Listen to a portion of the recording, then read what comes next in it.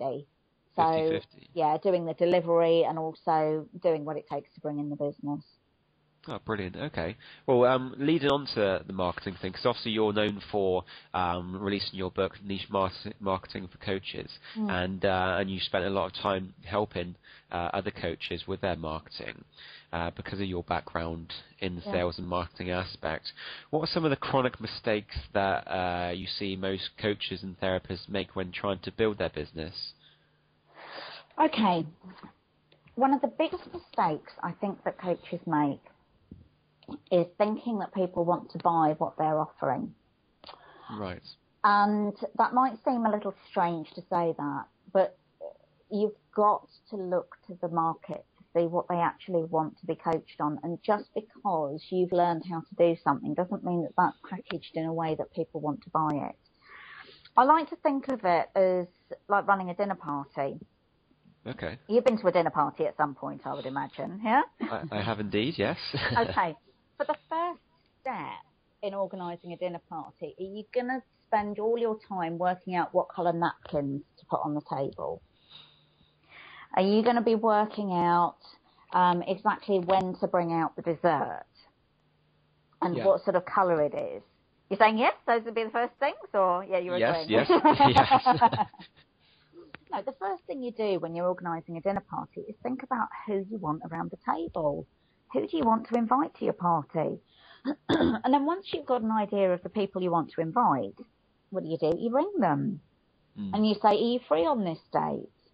Assuming they say yes, and they might all say no, so you've got to pick another date. Assuming they say yes, your next question is usually, is there anything you don't eat? So some people don't eat pork, some people don't eat any meat, some people are allergic to shellfish or dairy products. So you find out what people actually are able to eat and what they want to eat before you decide on what dishes you're going to serve. So this is like your market research as such. Exactly. You've got to go to the market and find out what they want. Now, once you know what they can eat and what they can't eat, you can then make decisions about what dishes you're going to serve. Okay, and it's only then that you invest the time in, okay, do I have all of the ingredients I need? Do I actually know how to serve this dish? And if I don't, can I get a recipe that's going to show me how? And I think that's another area where coaches fall down, is they don't go looking for the recipe.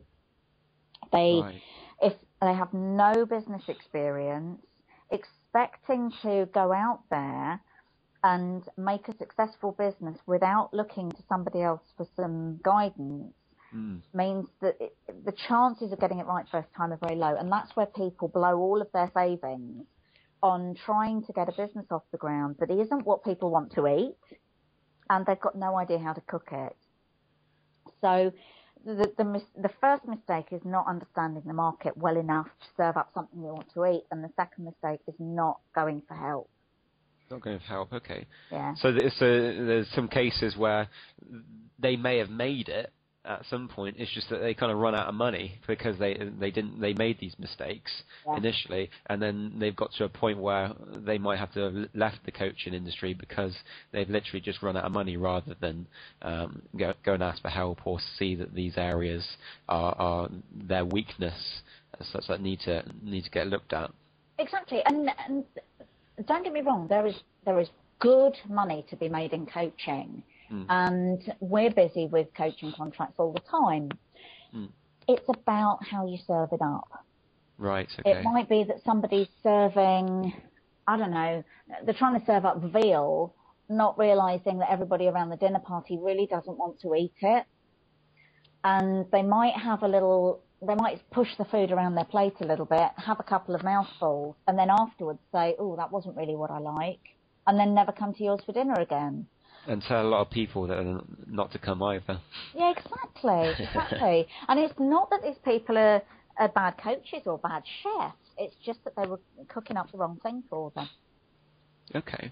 Would you say these two are overlooked by coaches, or would you say there's some other things that are overlooked as well that if coaches did focus on, that it could really help them, especially initially?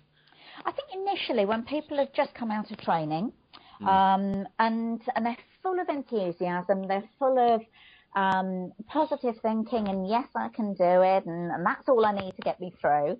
And I'm going to be coaching other people on this, so I can't possibly ask anyone else for advice. The things to really look at, and actually when I wrote my book, Niche Marketing to Coaches, I explored these in quite a lot of depth. Right. First thing is picking the market where you've got three things, where you've got experience, where you've got credibility, and also where you've got contact. So that's experience, credibility, and contact.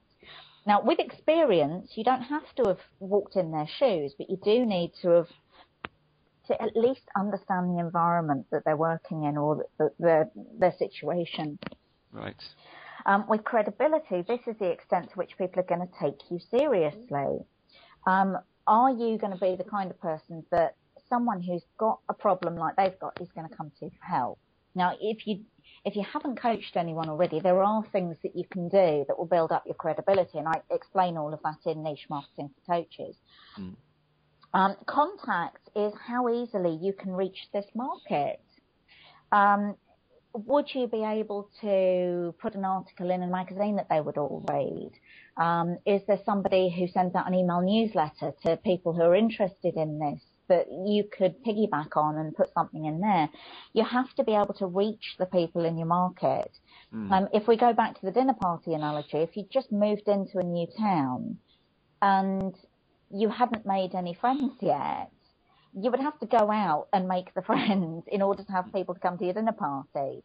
So you'd go out to maybe groups, evening classes, things like that, just to get to meet people.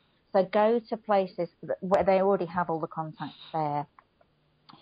The other thing is to package it up, to think about serving all of your courses together, what's actually going to work together. And this is a challenge for a lot of coaches when they start, where they're so focused on doing sessions by the hour and kind of on a pay-as-you-go basis. Absolutely, yeah.